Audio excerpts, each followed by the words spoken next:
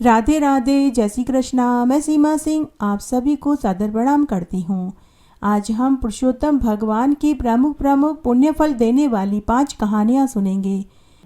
पुरुषोत्तम मास में स्नान, व्रत और दान के साथ में पुरुषोत्तम भगवान की कहानियाँ सुनने का अक्षय कोटि गुना फल प्राप्त होता है। आप सभी के ऊपर पुरुषोत्तम भगवान का आशीर्वाद हमेशा बना रहे। भगवान आप सबकी मनोकामनाओं को पूरी करे। आइए अब हम पुरुषोत्तम मास में पुण्य फल देने वाली प्रमुख प्रमुख कहानियाँ सुनते हैं। एक बार बहुत छोटा सा गांव था। उस गांव में एक ब्राह्मण दंपति अपनी बीमार बुढ़ी माँ व इकलौती लड़की के साथ रहता था। उस ब्राह्मण की लड़की का नाम सुलक्षणा था। वह ब्राह्मण विष्णु भगवान का परम भक्त था। वह हर गुरुवार का और हर महीने की एकादशी का व्रत पूरे निस्वार्थ भाव से करता था। जब सुलक्षणा थोड़ी समझदार हुई और उसने अपनी दादी व माँ बाबा को विष्णु भगवान की पूजा पाठ व्रत उपवास करते हुए देखा तो वह भी विष्णु भगवान की पूजा पाठ करने लगी और हर गुरुवार का व हर एकादशी का उपवास करने लगी। जब उसकी लगन को उसके माता पिता व दादी ने देखा तो उन्हें बहुत खुशी हुई। इस प्रकार उनका समय बहुत अच्छे से बीत रहा था, लेकिन होनी को कुछ और ही मंजूर था। तब एक दिन सुलक्षणा की माँ एक अज्ञात बीमारी से चल बसी। ब्राह्मण और उसकी माँ और बेटी के ऊपर दुखों का पहाड़ टूट पड़ा। तब एक दिन परिवार वालों के दबाव में आकर ब्राह्मण ने दूसरा विवाह कर लिया। सौतेली माँ का व्यवहार कुछ समय तक तो ठीक रहा, लेकिन साल भर बाद जब उसे खुद के 2 जुड़वा बेटियां हो गई तो उसका व्यवहार सौतेला हो गया। सौतेली माँ अब घर का सारा काम सुलक्षणा से करवाने लगी। सुलक्षणा की दादी और बाबा ने अपनी नई बहू से खूब विनती करी कि सुलक्षणा के साथ दोगला बर्ताव न करे, लेकिन सौतेली माँ के ऊपर कोई प्रभाव नहीं पड़ा। समय बीतने लगा। जब सुलक्षणा विवाह लायक हुई तो सौतेली माँ ने उसका विवाह एक कोढ़ी के साथ कर दिया, लेकिन सुलक्षणा ने इसे अपना भाग्य मानकर स्वीकार कर लिया। उसका पति अपने पूर्व जन्म के प्रारब्ध के कारण कोढ़ी हुआ था। उसके शरीर में अनेक घाव थे जिनमें खून रिसता रहता था। सुलक्षणा अपने पति की पूरी श्रद्धा भाव से सेवा करने लगी। विवाह के बाद भी वह विष्णु भगवान की पूजा करती रही और हर गुरुवार का और महीने की दोनों एकादशी का व्रत पूरे निस्वार्थ भाव से करती रही।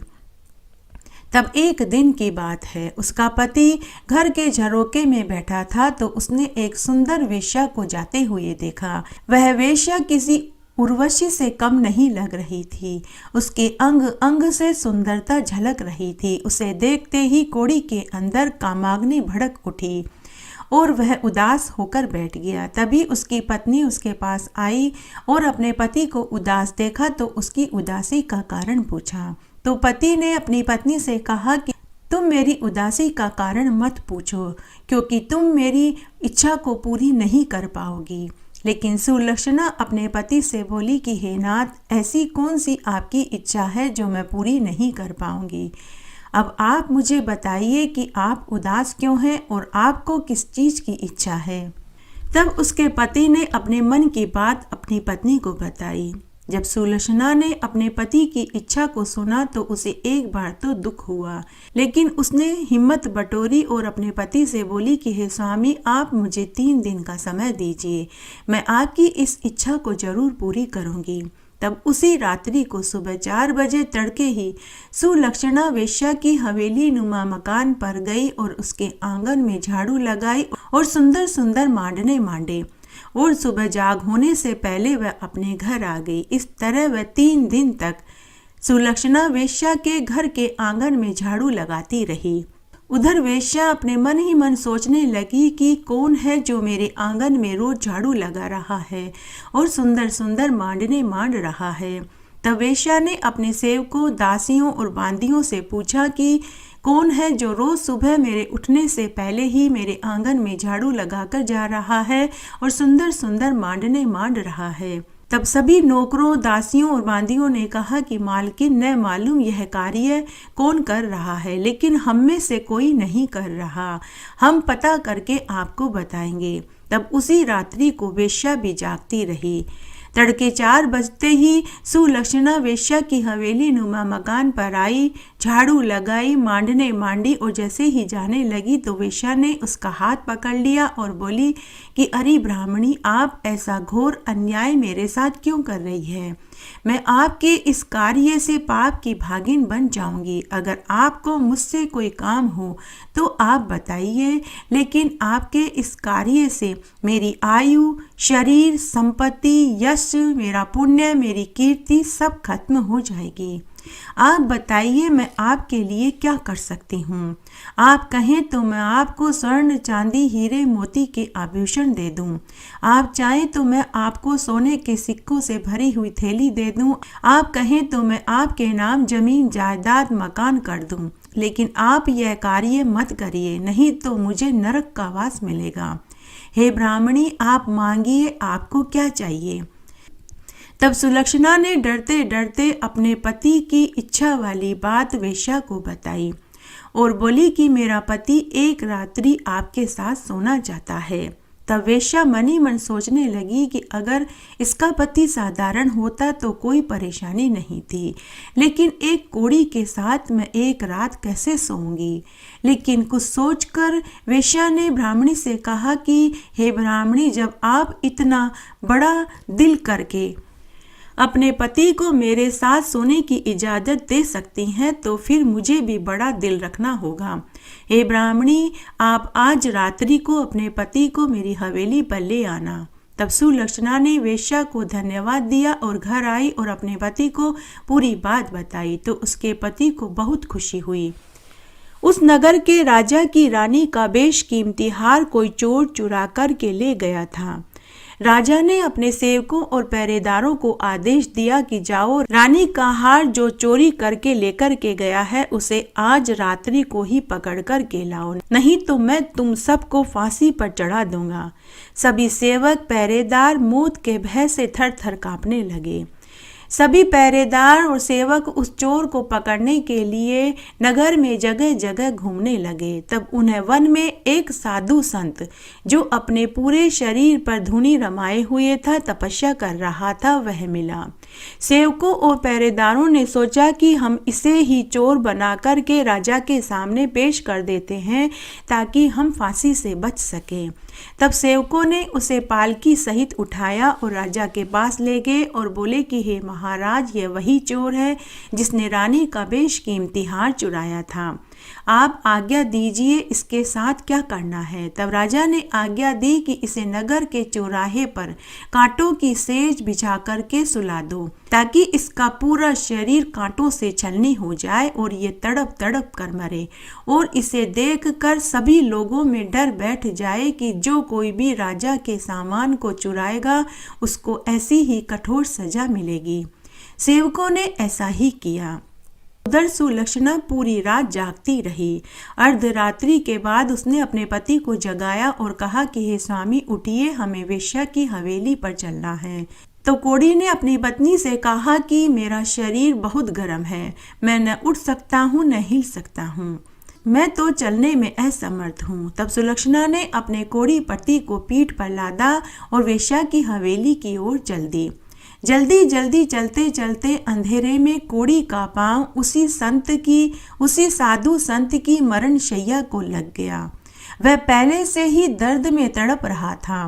कोड़ी का पांव लगते ही वह दर्द से सिहर उठा और उसने शाप दिया कि जिसने मुझे इतनी असहनीय पीड़ा पहुंचाई है वह सूर्य उदय होने से पहले राख के ढेर में बदल जाए।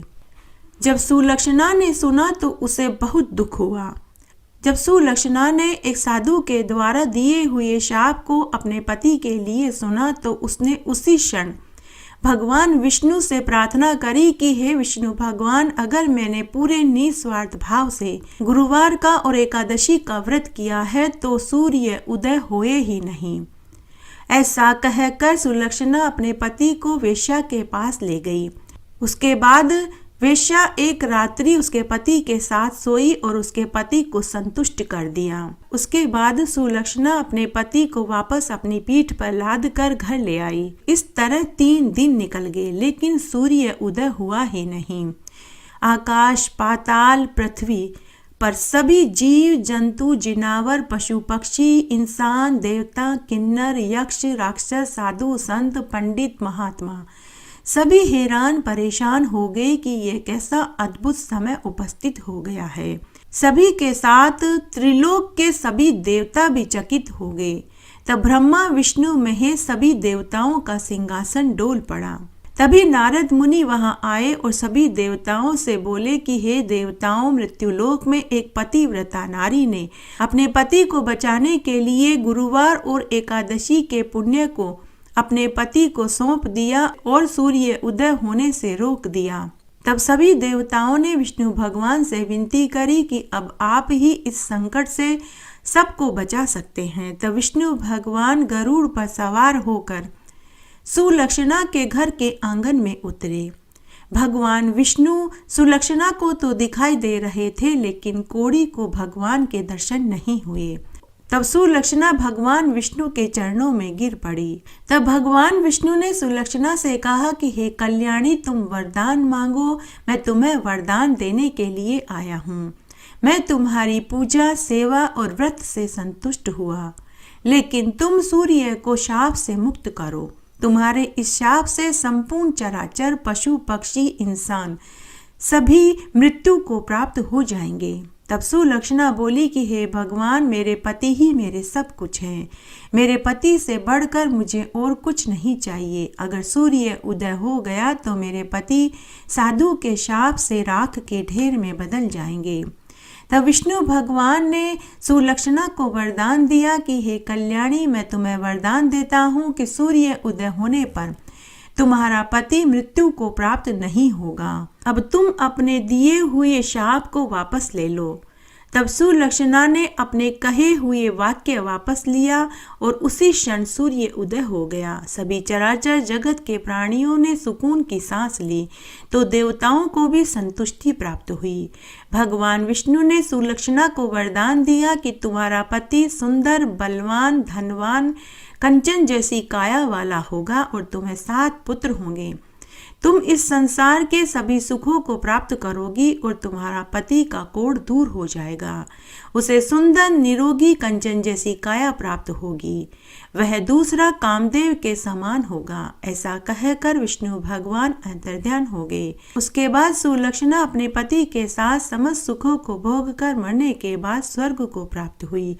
हे विष्णु भगवान, जैसे आपने गुरुवार और एकादशी के व्रत का फल सुलक्षणा को दिया, वैसे सबको देना। कहानी कहने वाले को, सुनने वाले को और हुक्कारा भरने वाले को। घटती हो तो पूरी हो तो परवान चढ़े, भूले बिसरे नाम तेरे भंडार में भरे।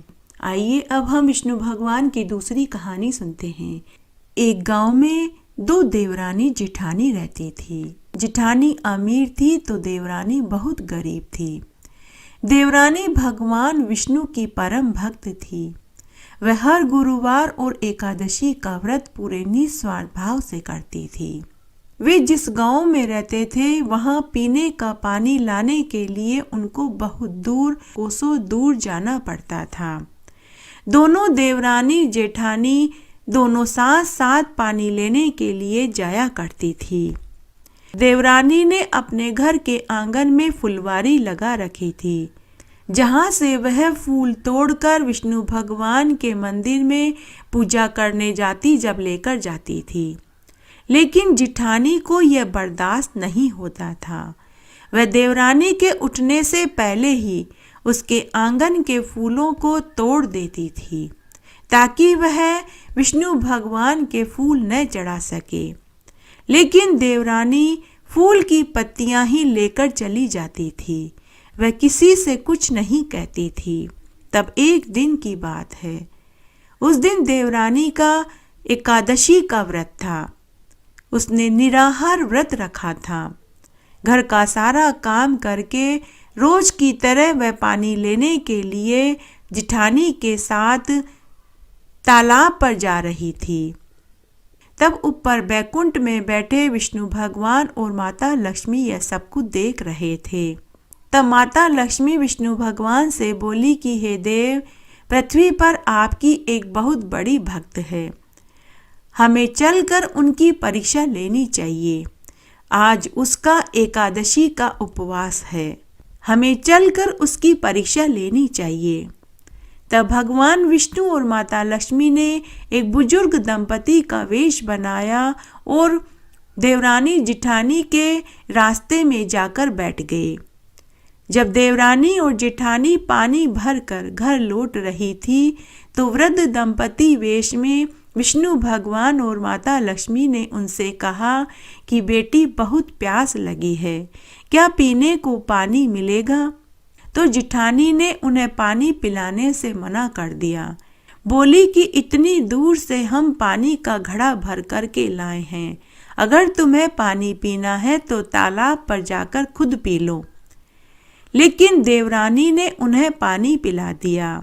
तब वृद्ध दंपति वेश में विष्णु भगवान और माता लक्ष्मी देवरानी से बोले कि बेटी, हमारी झोपड़ी यहीं पास में है, क्या तुम हमारी झोपड़ी में एक मटका पानी का भर दोगी? तो जेठानी ने फिर से मना कर दिया।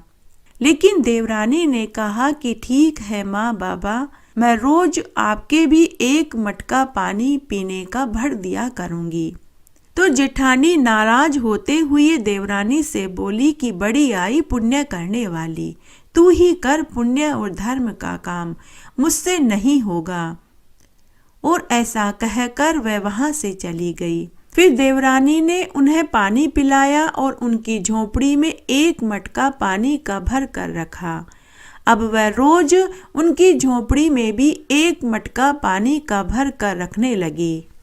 इस तरह कई दिन निकल गए। तब एक दिन जब दोनों देवरानी जेठानी पानी भर कर घर जा रही थी तो वापस वे वृद्ध दंपति उन्हें रास्ते में बैठे हुए मिले। वृद्ध दंपति देवरानी से बोले कि बेटी, तुमने हमारी बहुत सेवा करी है, हम वापस अपने गांव जा रहे हैं। जाने से पहले हम तुम्हें कुछ देना चाहते हैं, तुम हमारे साथ हमारी झोपड़ी पर चलो।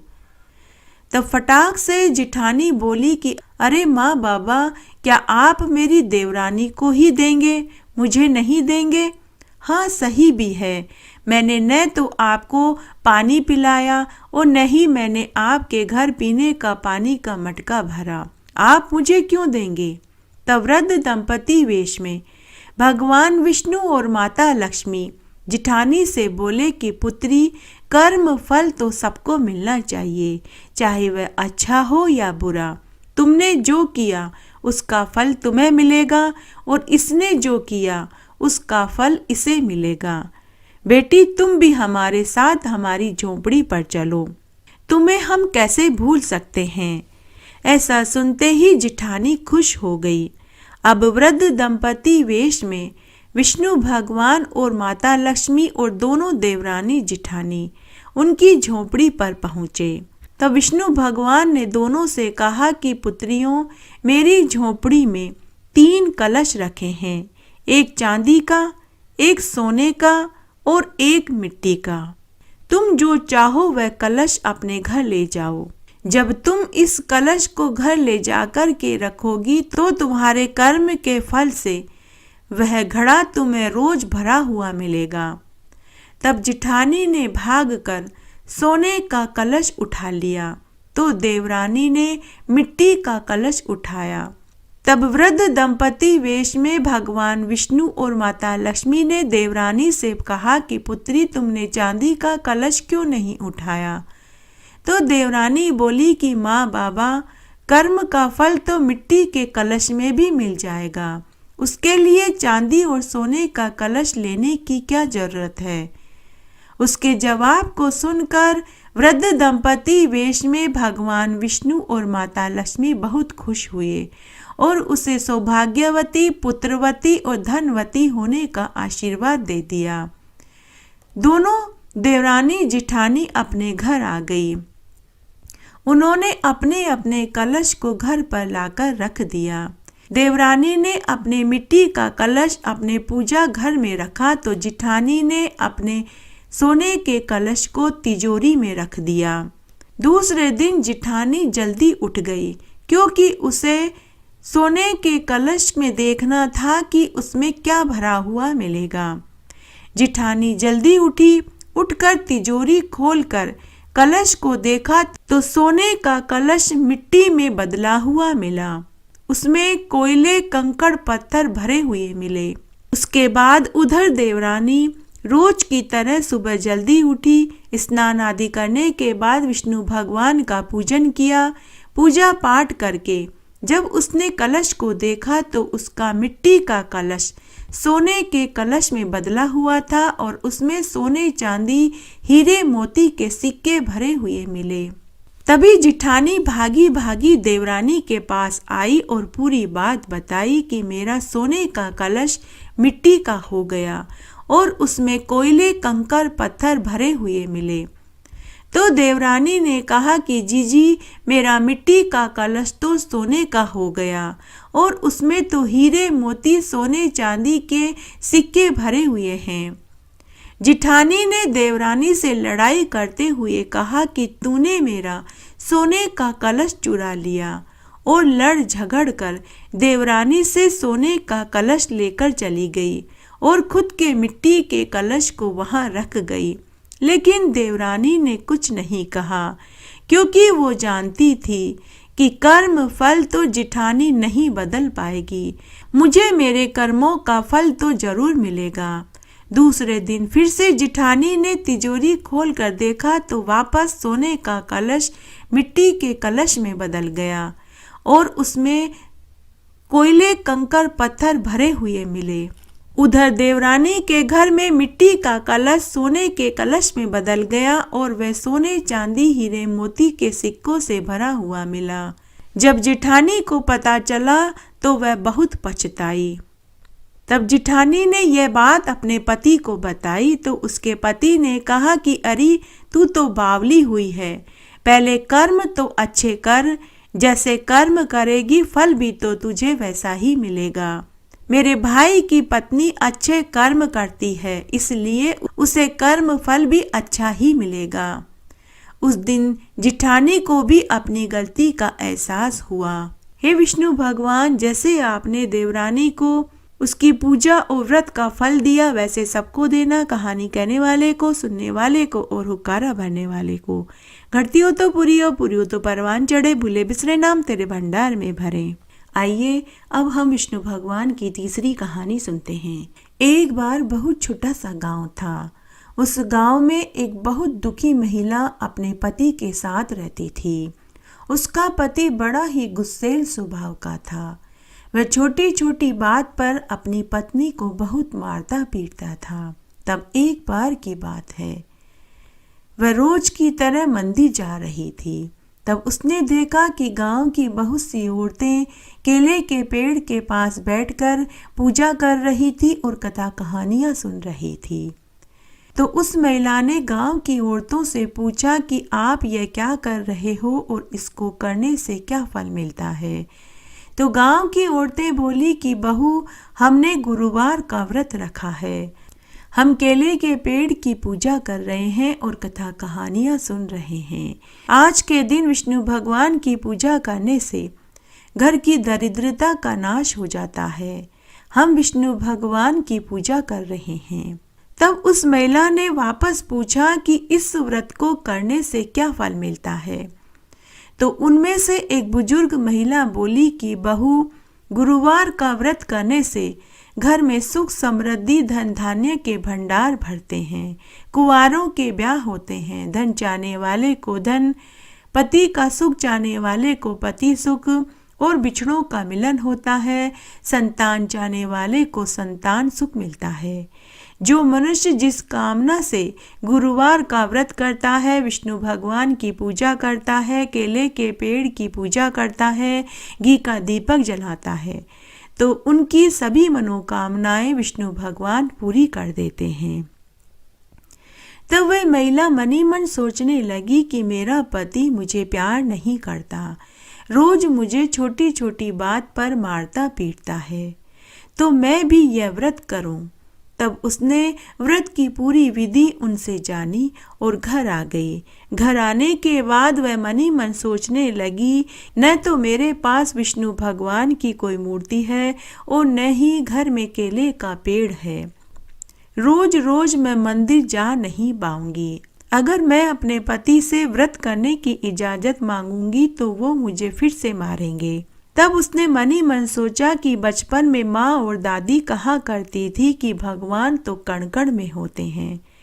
तब उसने बजरी में से एक पत्थर उठाया और उस पत्थर को बृहस्पतिदेव भगवान मानकर पूजा पाठ करने लगी और हर गुरुवार का व्रत करने लगी और विष्णु भगवान का पूजन करने लगी। तब एक दिन की बात है, उस दिन गुरुवार का दिन था, उसका व्रत था और वह पूजा कर रही थी। तभी दरवाजे पर उसका पति आ गया। वह महिला डर गई और हड़बड़ी में उसने बजरी वाले पत्थर को, जिसे उसने विष्णु भगवान मानकर पूजा करती थी, उसने छाछ के बिलोने वाले चरे में डाल दिया। तभी उसके पति ने कहा कि क्या कर रही थी, अब तक खाना क्यों नहीं बनाया। तो वह घबरा गई और जल्दी जल्दी उसने खाना बनाया और भोजन की थाली अपने पति को परोस दी। तब उसके पति ने कहा कि छाछ का कटोरा कहाँ है। तब उसे याद आया कि उसने छाछ के बिलोने वाले चरे में पत्थर वाले विष्णुदेव भगवान डाल दिए थे। तो वह डरती डरती उस चरे में से छाछ निकालने के लिए हाथ डाला तो वह बजरी का पत्थर सोने के लोटे में बदल गया। उस महिला ने उसी सोने के लोटे में छाछ भरकर अपने पति के आगे रख दिया। सोने के लोटे को देखकर उसका पति बोला कि यह सोने का लोटा हमारे घर में कहाँ से आया। भगवान विष्णु की माया से उसकी पत्नी के मुंह से अनायास ही निकल पड़ा कि यह लोटा तो मेरे भाई ने विवाह में दिया था, आज ही बक्से में से निकाला है। तो उसका पति बोला कि अरे तेरा भाई इतना अमीर है, तूने मुझे कभी बताया नहीं। चल हम आज ही तेरे भाई के घर उनसे मिलने चलते हैं। और जिद करने लगा। ऐसा सुनते ही उसकी पत्नी डर गई, लेकिन थोड़ी हिम्मत करके उसने अपने पति से कहा कि मैं पहले अपने भाई भाभी से पूछ लूं, उसके बाद हम चलेंगे। मैं अपने भाई भाभी से पूछ कर बताऊंगी कि हम कब उनसे मिलने उनके घर आएं। इस तरह उसका पति बाहर काम पर चला गया। घर पर उसकी पत्नी चिंता फिक्र में पड़ गई कि मैं अब अपने पति को कहाँ लेकर के जाऊं। न तो मेरे कोई भाई है, न ही मेरा कोई मायका है। दूसरे दिन सुबह पति के काम पर जाने के बाद उसने विष्णु भगवान से प्रार्थना करी कि हे विष्णु भगवान, मैंने आपको अपना भाई माना है, पति को झूठ बोला है, अब आप ही मेरी लाज रखना। अब मेरी लाज आपके ही हाथों में है। हे विष्णु भगवान, एक बहन की रक्षा करो। अगर मेरा झूठ पकड़ा गया तो मेरा पति मुझे बहुत मारेगा या फिर वह मुझे घर से ही निकाल देगा। ऐसा कहकर वह रोने लगी। तभी वहां आकाशवाणी हुई। विष्णु भगवान बोले कि बहन तू रो मत, कल तू 1.25 प्रहर के लिए वन में जहाँ केले का वृक्ष है वहां आ जाना। तुझे वहां एक आलीशान महल नुमा घर दिखेगा। तू अपने पति को लेकर वहीं आ जाना, लेकिन तू 1.25 प्रहर से ज्यादा देर मत रुकना। तब दूसरे दिन वह महिला अपने पति को लेकर वन में केले के पेड़ के पास पहुंची तो उसे वहां एक आलीशान महल नुमा मकान दिखाई दिया, जहां सोने के खंबे थे, हाथी घोड़े ऊंट नौकर चाकर दास दासियां सभी थे। तब विष्णु भगवान और माता लक्ष्मी वहां साधारण वेशभूषा में मिले। तब उस महिला ने अपने भाई भाभी से अपने पति को मिलवाया। तब विष्णु भगवान और माता लक्ष्मी ने उनका खूब आदर सत्कार किया, उन्हें स्वादिष्ट पकवान खिलाए और खूब सारा धन, जेवरात, हीरे मोती के आभूषण, सोने चांदी, कीमती वस्त्र आदि उपहार में दिए। 1.25 प्रहर बीतते ही वह महिला अपने पति से बोली कि अब हमें चलना चाहिए, बहुत देर हो गई है। लेकिन उसका पति बोला कि मैं तो यहाँ कुछ दिन और रुकूंगा। तो महिला ने कहा कि हम फिर आ जाएंगे, लेकिन आज हमें चलना चाहिए। भगवान विष्णु और माता लक्ष्मी ने उन्हें खूब सारे महंगे महंगे उपहार दिए और एक रथ में बैठा करके विदा कर दिया। वे खूब सारा धन लेकर रथ में बैठकर घर की ओर चल दिए। आधे रास्ते में आने के बाद उसका पति बोला कि तेरे भाई ने हमें रथ और घोड़े तो दे दिए, लेकिन चाबुक नहीं दिया। चल अब हम वापस तेरे मायके में चलते हैं और तेरे भाई से चाबुक लेकर आते हैं। तो उसकी पत्नी बोली कि नहीं, अब हम नहीं चलेंगे। मेरे भाई ने हमें उपहार में इतना धन दौलत दिया है, हम चाबुक खुद खरीद लेंगे। लेकिन उसका पति नहीं माना। तब उसकी पत्नी ने कहा कि मैं रथ में बैठकर घर जा रही हूँ, अगर आपको जाना है तो आप चले जाइए। तब वह महिला तो रथ में बैठकर के घर आ गई। उधर उसका पति पैदल पैदल वन में उसी केले के पेड़ के पास पहुंचा, लेकिन वहां कोई महल माड़िया नहीं था। दूर दूर तक धूल उड़ रही थी। उसने देखा कि केले के पेड़ पर चाबुक लटक रहा था। वह डर गया और उसने जल्दी से चाबुक लिया और घर आया। पूरे रास्ते वह सोचता रहा कि जहां अभी थोड़ी देर पहले इतने महल माड़ियां थे, नौकर चाकर, हाथी घोड़े ऊंट थे, वे सब कहां गायब हो गए। वह क्रोधित होता हुआ, गुस्सा करता हुआ घर आया और आते ही उसने अपनी पत्नी से पूछा कि सच सच बता, तू और तेरा भाई कौन है? तू जहां अभी मुझे तेरे भाई का घर बता कर के लेकर के गई थी, वहां तो दूर दूर तक धूल उड़ रही है। तू सच सच बता, तू कौन है? तू कोई जादूगरनी है या सर्प, भूतनी या पिशाच है? अगर तूने सच नहीं बताया तो इसी चाबुक से मैं तेरी खाल उधेड़ दूंगा। तब उसकी पत्नी ने अपने पति को पूरी सच्चाई बताई, लेकिन उसके पति को अपनी पत्नी की बात पर विश्वास नहीं हुआ। तभी वहां आकाशवाणी हुई कि मैं विष्णु भगवान हूँ। तेरी पत्नी मेरी पूजा निस्वार्थ भाव से करती थी, गुरुवार का व्रत रखती थी। उसने मुझे अपना भाई बनाया, तो उस नाते मैंने अपनी बहन की लाज रखी। ऐसा सुनते ही उसके पति को महान आश्चर्य हुआ। वह हाथ जोड़कर खड़ा हो गया और अपनी गलती की क्षमा मांगने लगा। उस दिन के बाद उसका पति भी विष्णु भगवान की पूजा करने लगा और हर गुरुवार का व्रत अपनी पत्नी के साथ करने लगा। उसके बाद उसने कभी अपनी पत्नी को नहीं मारा और वे प्रेम भाव से रहने लगे। हे विष्णु भगवान, जैसे आपने गुरुवार के व्रत का फल उस महिला को दिया, वैसे सबको देना।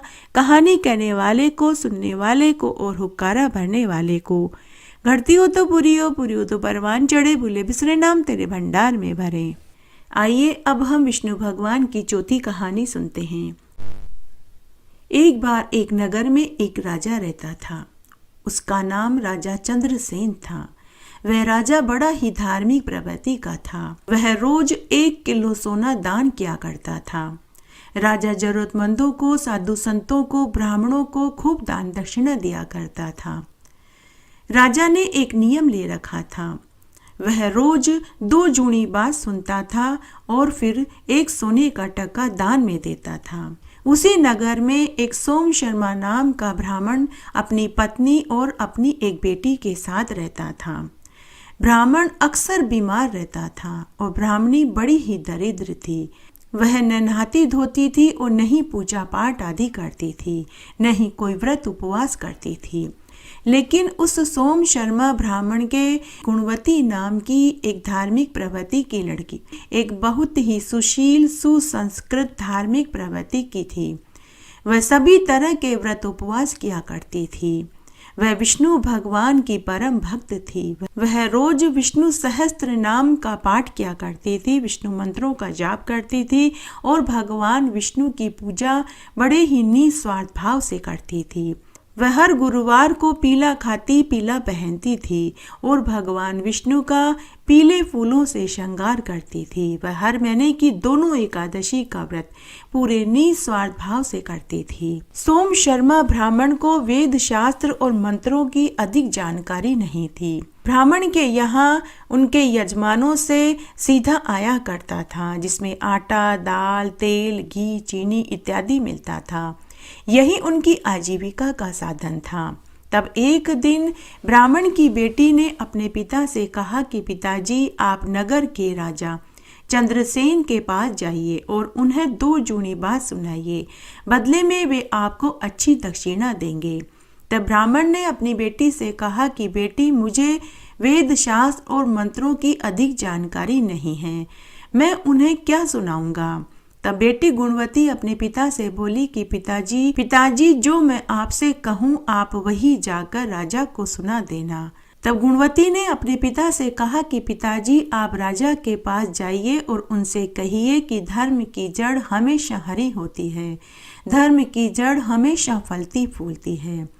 तब ब्राह्मण सोम शर्मा तैयार होकर नगर के राजा के पास गया और जो उसकी बेटी ने बोलने के लिए कहा, ब्राह्मण ने वही जाकर के बोल दिया।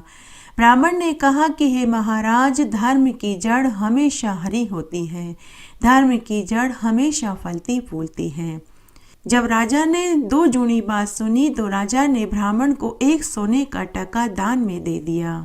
ब्राह्मण सोने का टका लेकर खुशी खुशी घर आ गया। उसने अपनी बेटी से कहा कि बेटी, अब हमारे भी दिन तुम्हारी वजह से बदल जाएंगे। तुम्हारी माँ तो न नहाती है, न धोती है, न ही पूजा पाठ और व्रत करती है। बेटी, तुम अपनी माँ की बुद्धि भी फेर दो, शायद उसका भी भला हो जाए। तब बेटी गुणवती अपने पिता से बोली कि पिताजी, एक न एक दिन माँ को भी समझ आ जाएगी, आप चिंता मत कीजिए। ब्राह्मण के घर का सारा काम गुणवती ही करती थी। वह रोज सुबह ब्रह्ममुहूर्त में उठती, स्नान आदि करने के बाद घर आंगन बुहारती, झाड़ू पोछा करती और ठाकुर जी की पूजा करती। रोज विष्णु भगवान को दक्षिणावर्ती शंख से स्नान कराती, पीले पुष्पों की माला पहनाती, तुलसी दल चढ़ाती और रोज घी का दीपक जला करके घर में सबसे पहले जो भोग बनता उसी का भोग लगा देती। घर का सारा काम गुणवती ही करती थी, क्योंकि ब्राह्मणी बड़ी ही आलसी थी। वह पूरे समय सोती रहती और खाती ही रहती थी। बेटी ने अपनी माँ को कई बार समझाया कि माँ, तुम भी रोज सुबह जल्दी उठकर स्नान किया करो, ठाकुर जी की पूजा किया करो, हमारी सारी दरिद्रता दूर हो जाएगी। लेकिन उसकी माँ के ऊपर बेटी की बात का कोई असर नहीं होता था। ब्राह्मण सोम शर्मा ने भी अपनी पत्नी को बहुत समझाया कि भगवान, सुबह जल्दी उठकर स्नान किया करो, घर आंगन बुहारा करो, पूजा पाठ किया करो।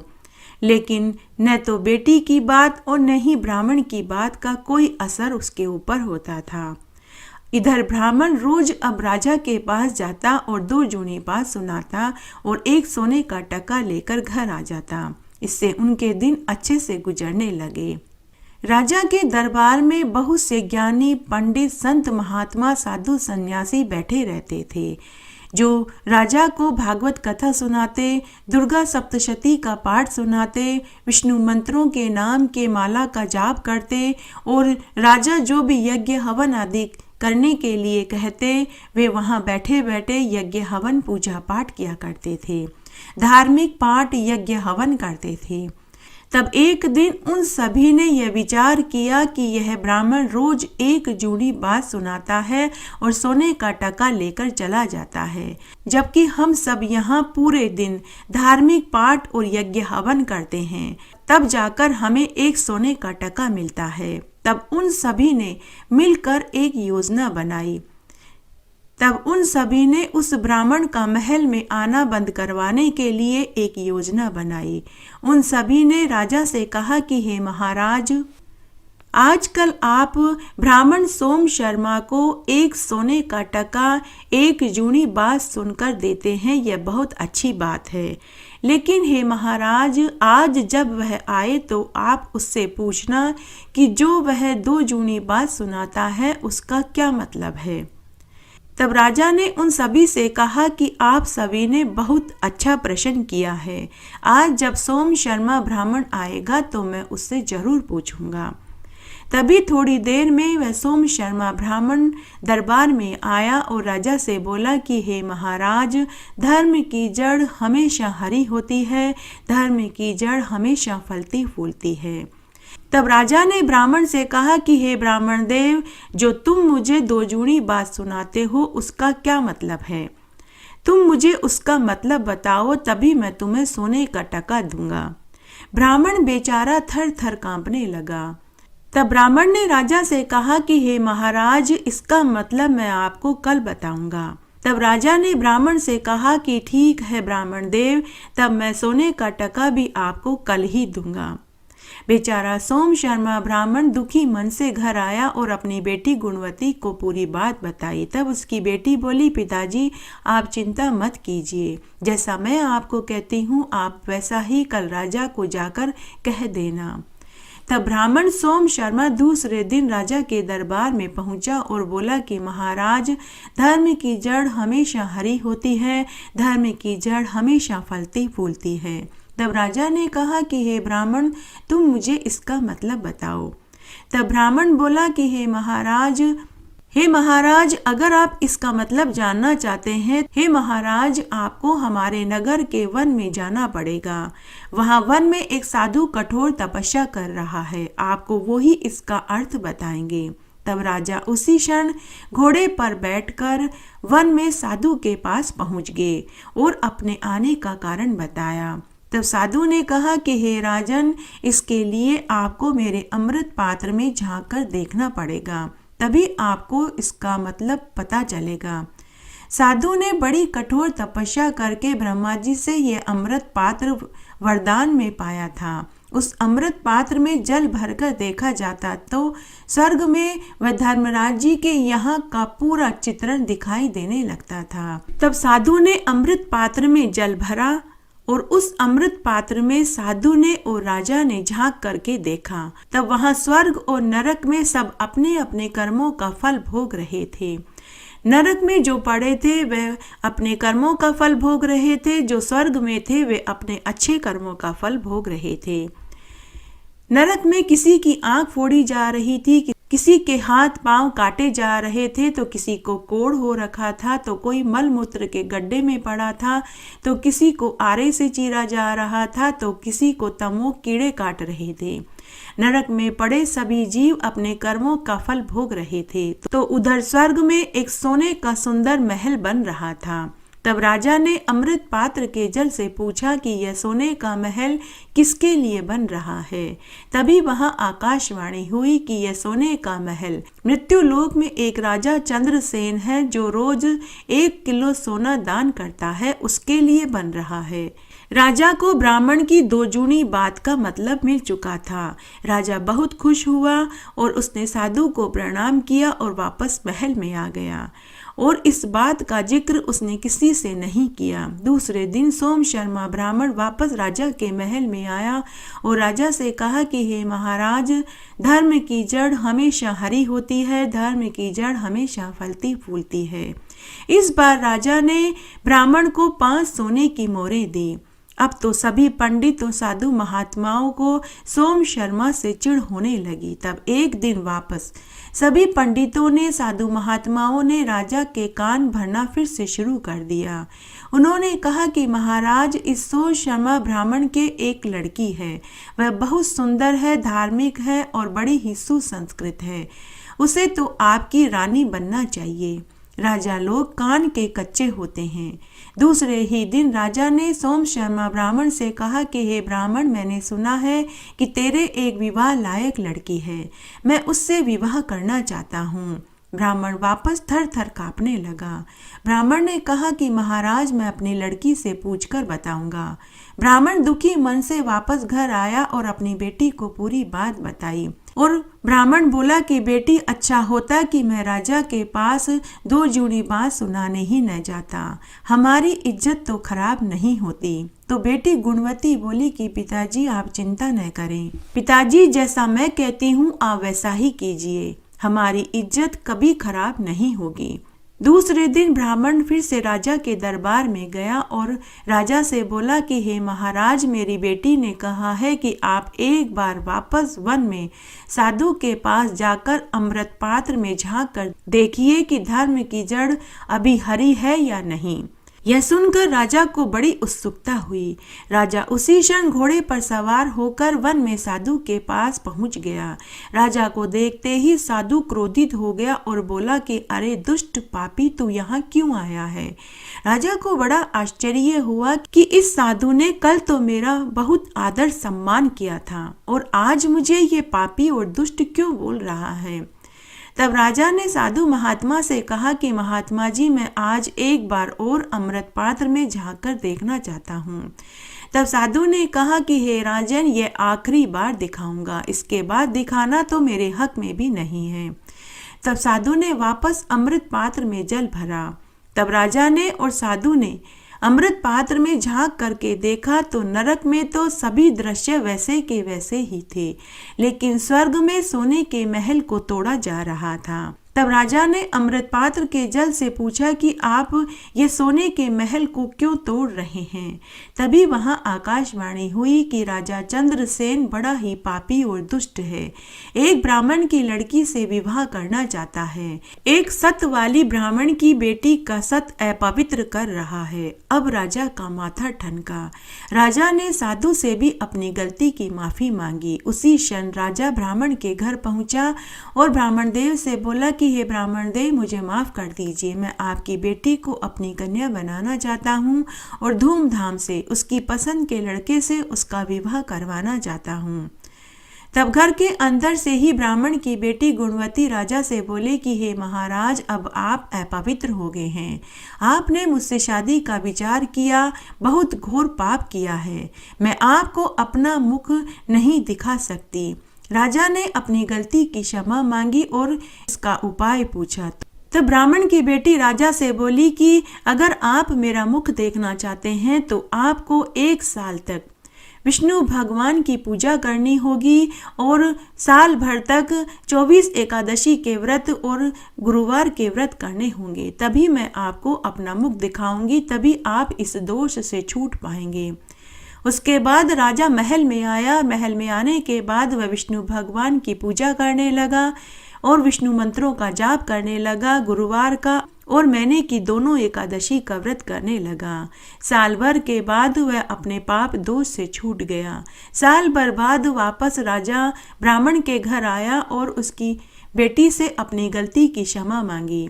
तब राजा ने ब्राह्मण की बेटी को अपनी कन्या मानकर धूमधाम से उसकी पसंद के लड़के से उसका विवाह करवाया और उसे खूब सारी दान दक्षिणा, कीमती रेशमी वस्त्र और कीमती जेवरात उपहार में दिए।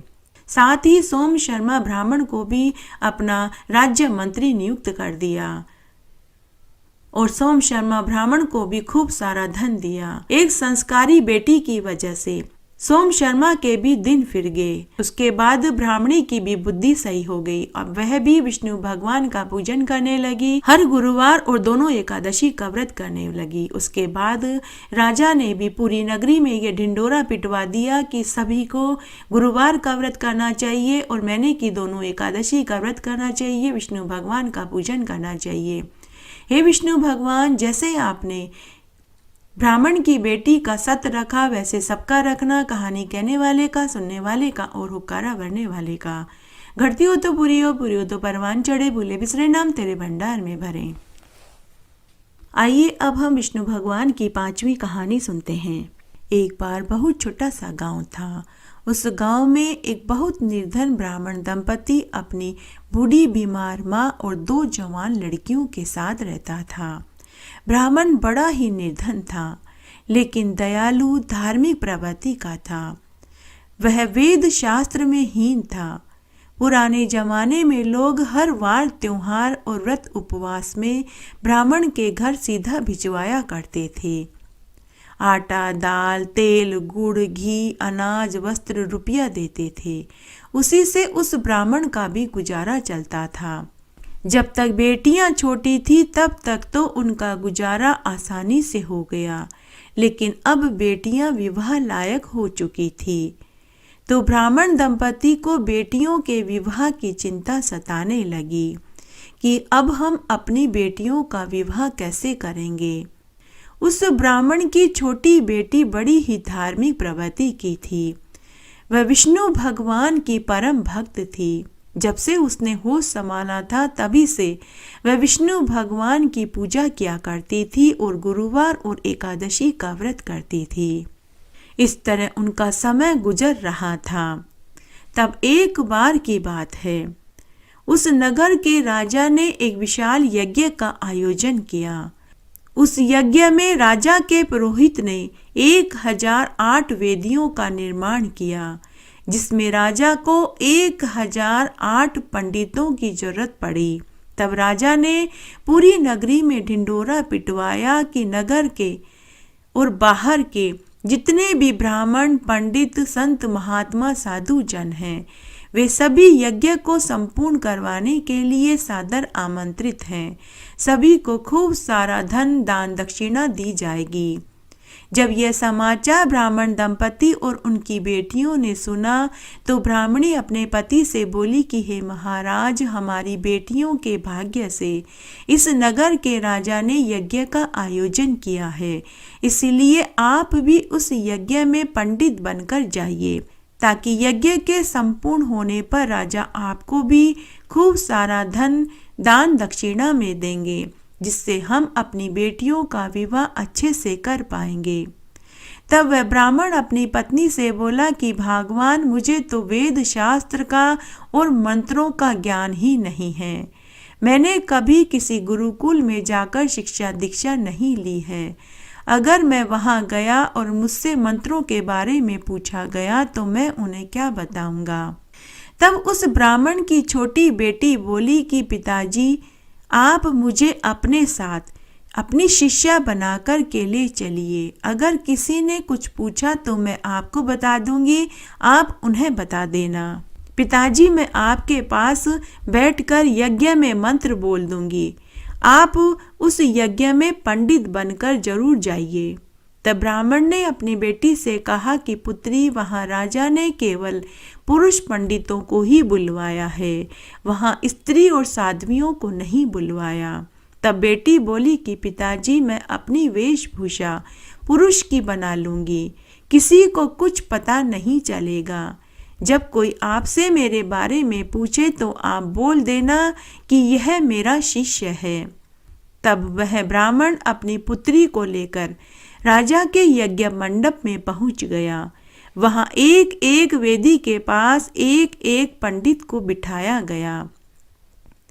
तब राजा के एक मंत्री ने आकर उस ब्राह्मण से कहा कि हे ब्राह्मण देव, आप अपने साथ जिस पुरुष को लाए हैं उन अन्य शामियाने में जाना पड़ेगा, क्योंकि यहाँ केवल एक वेदी पर एक ही पंडित के बैठने की इजाजत है। तब ब्राह्मण दुखी हो गया और अपनी बेटी की तरफ देखने लगा। तब बेटी ने अपने पिता के कान में कुछ कहा और दूसरे शामियाना में जाकर के बैठ गई। उसके बाद यज्ञ शुरू हुआ। मंत्र उपचार के बाद यज्ञ में मंत्रों के साथ जोर जोर से मंत्र बोलकर आहुतियां दी जाने लगी। ब्राह्मण को छोड़कर किसी के भी यज्ञ में जोत नहीं उठी। वहां बैठे 1007 पंडितों को महान आश्चर्य हुआ। राजा, रानी, सभी मंत्री, सभी गणमान्य लोग यह देखकर आश्चर्यचकित हो गए कि मात्र एक ही हवन कुंड में जोत उठ रही है, अन्य हवन कुंडों में धुआं ही धुआं उठ रही थी। राजा सोच में पड़ गए। तभी वहां राजा के गुरुजी आ गए। राजा ने अपने गुरुजी को आदर के साथ बैठाया और उन्हें पूरी बात बताई। तब उनके गुरु ने तपोबल से पता लगा लिया। तब गुरुदेव ने अपने एक शिष्य को भेजकर उस ब्राह्मण की पुत्री को, जिसने कि पुरुष वेश धारण किया हुआ था, उसे यज्ञ मंडप में बुलवाया। तब गुरु का शिष्य उसे लेकर वहां पहुंचा। तब ब्राह्मण की पुत्री जो पुरुष वेश में थी, उसने आते ही गुरुदेव और राजा को प्रणाम किया। तब गुरुदेव ने घी का पात्र और लकड़ी की चम्मच उसे दी और कहा कि पुत्री, तुम उन 1007 हवन कुंडों में जाकर घी की 5-5 आहुति दे दो। तब राजा ने अपने गुरु के मुख से पुत्री शब्द सुना तो राजा को महान आश्चर्य हुआ कि मेरे गुरुदेव ने पुरुष रूपधारी इसको पुत्री कहकर क्यों संबोधित किया। राजा ने उसी समय गुरुदेव से इसकी वजह पूछी। तब गुरुदेव ने राजा से कहा कि हे राजन, यज्ञ के संपूर्ण होने के बाद मैं तुम्हें पूरी बात विस्तार से बताऊंगा।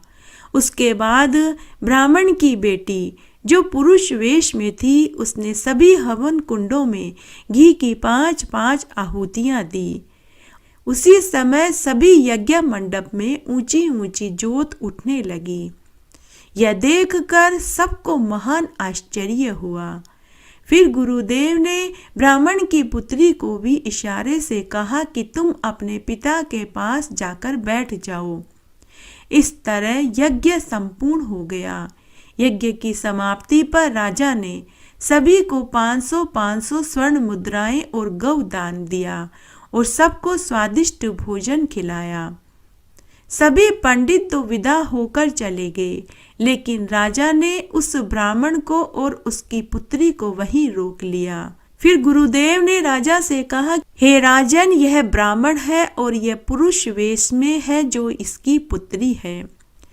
इसकी पुत्री के ऊपर 33 कोटि देवी देवताओं का आशीर्वाद है। जब आपके मंत्री ने इसकी पुत्री को यज्ञ मंडप से बाहर भेज दिया तो 33 कोटि देवी देवताओं के साथ विष्णु भगवान भी रुष्ट हो गए थे। इसी से हवन कुंड में ज्योत प्रज्वलित नहीं हो रही थी। अब हे राजन, आप इस ब्राह्मण की दोनों बेटियों का कन्यादान करो और धूमधाम से इस ब्राह्मण की दोनों बेटियों का विवाह करो और विवाह में खूब सारा धन दान दहेज में दो। तभी तुम्हें इस यज्ञ का संपूर्ण फल प्राप्त होगा। उसके बाद राजा ने ब्राह्मण की दोनों बेटियों का धूमधाम से विवाह किया और उस ब्राह्मण को अपने राज्य का ज्योतिषी बना दिया और उन्हें रहने और खाने की पूरी सुविधा दी और खूब धन दौलत दिया। हे विष्णु भगवान, जैसे आपने उस ब्राह्मण की बेटी को पूजा और व्रत का फल दिया, वैसे सबको देना। कहानी कहने वाले को, सुनने वाले को और हुक्कारा भरने वाले को। घटती हो तो पूरी हो, पूरी हो तो परवान चढ़े, भूले बिसरे नाम तेरे भंडार में भरे। पुरुषोत्तम मास में स्नान, व्रत और दान के साथ में पुरुषोत्तम भगवान की कहानियाँ सुनने का अक्षय कोटि गुना फल प्राप्त होता है। आप सभी के ऊपर पुरुषोत्तम भगवान का आशीर्वाद हमेशा बना रहे। भगवान आप सबकी मनोकामनाओं को पूरी करे। इस तरह आज हमने पुरुषोत्तम मास में प्रमुख कहानियाँ सुनी। आशा करती हूँ यह आपको जरूर पसंद आएगी। मेरे साथ बने रहने के लिए आपका धन्यवाद। आगे आने वाली कथा कहानियों के लिए भी आप इसी तरह मेरे साथ बने रहें। धन्यवाद।